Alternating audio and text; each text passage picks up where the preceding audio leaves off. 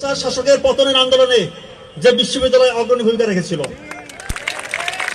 এককভাবে কোনো আন্দোলন কখনো সফল হয় না, কিন্তু আমি যদি একজন ব্যক্তির নাম এই আন্দোলন থেকে আমাকে নিতে হয় মুখে, যার রক্তর বিনিময়ে, যিনি রক্ত দিয়েছেন, শহীদ হয়েছেন, বুলেটের সামনে নিজের বুককে চাকিয়ে দিয়েছেন, সেই বীর, সেই আবু সাইদকে বুকে লালন করে ধারণ করেছে বিশ্ববিদ্যালয়।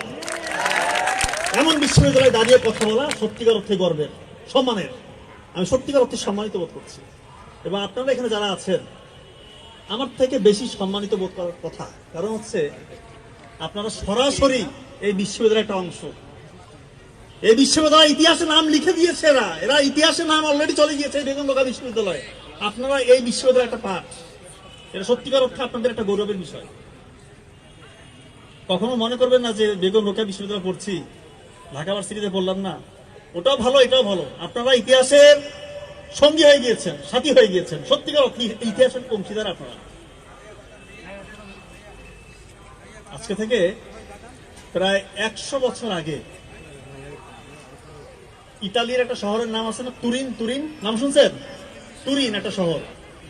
তো ওই শহরের একটা মোটামুটি বড় গাড়ির কোম্পানির ভিতরে এক তরুণ প্রবেশ করছে। তো ওই তরুণকে ওইখানকার যে সিকিউরিটি গার্ড আছে, স্পেশালি রিসিপশনিস্ট, উনি আটকে দিচ্ছে, এই কোথায় যান,